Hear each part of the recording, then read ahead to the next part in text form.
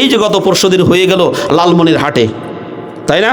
লালমনির হাটে হয়ে গেল, প্রায় সেখানেও 25 থেকে 26 লক্ষ লোকের সমাগম হয়েছিল। উনি এসে ওই সময় বলেছিলেন এক দল খেয়ে গেছে, আর এক দল খাওয়ার জন্য প্রস্তুত হয়েছে। আচ্ছা, এই কি কোনো দলের নাম বলছে? জোরে বলেন, দলের নাম বলছে? আচ্ছা বলেন তো, এই দেশটাকে লুটে পুটে কেউ খাইতে চাইলে আমরা কি খাইতে দিব? আরো জোরে বলেন, খাইতে দিব? আমার ভাইও যদি খাইতে যায় আমি ওকে খাইতে দেব না। কারণ দুইটা কারণে, এক নাম্বার কারণ হলো দেশের ক্ষতি, দুই নাম্বার কারণ হলো ওর ক্ষতি হবে। সুতরাং ওর ক্ষতিও হতে দেব না, দেশের ক্ষতি হতেও। এবং বলেন ওর ক্ষতি কেমনে? ও যদি খায় তো ওর তো লাভ হবে না। ও যদি দেশের সম্পদ লুটে পুটে খায়, দুনিয়াতে অল্প কিছু সময় ভালো থাকতে পারে, কিন্তু মরণের পরে জনগণের সম্পদ খাওয়ার জন্য জাহান্নামে যেতে হবে। কতক্ষণ ঠিক না ঠিক?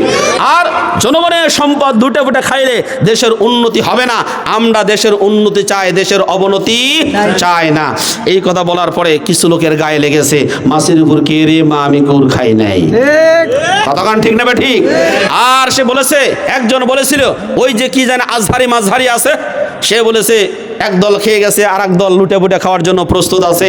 এইরকম একজন কিংবদন্তি আলেমের নাম যারা ব্যঙ্গাত্মক ভাবে নেয়, আল্লাহ তাআলা সেই আলেমকে যারা অপমানিত করে, আল্লাহ রাব্বুল আলামিনও তাদেরকে অতি তাড়াতাড়ি অপমানিত করেন।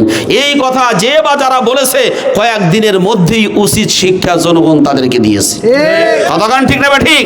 সুতরাং আলেম ওলামাদেরকে যারা বেইজ্জতি করবে, আমরা যদি কিছু নাও বলি, আল্লাহর আসমান থেকে তাদের জন্য বেইজ্জতি, লাঞ্ছনা, গঞ্জনা অবশ্যই আসবে। কথা বলেন ঠিক কিনা?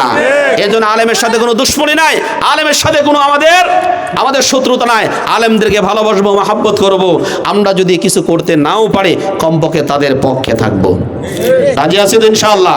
আমার প্রিয় বাবাজিরা, তাহলে যতটুকু আলোচনা করলাম, যে বিষয়টা নিয়ে আলোচনা করতে চেয়েছিলাম ওদিকে যেতে পারলাম না, অন্যদিন আলোচনা করব। যে বিষয়গুলো নিয়ে আমি আলোচনা করলাম তার সার নির্যাস হলো এই, আল কোরআনের আইনের দরকার আছে না নাই? জোরে বলেন, দরকার আছে না নাই? আল কোরআনের আইন থাকলে লাভটা কি, না থাকলে ক্ষতিটা কি, এই বিষয়টা উত্থাপন করেছি। এই পৃথিবীতে সব কিছুকে অ্যানালাইসিস করলে দুই ভাগে ভাগ করা যায়। মানুষ কয় ভাগে ভাগ করেছি? দুই ভাগে, এক ভাগ পুরুষ আর এক ভাগ মহিলা। এরপরে নেতা কয় ভাগে ভাগ করেছি? এটা প্রত্যেকটা আয়াত দিয়েছি কিনা?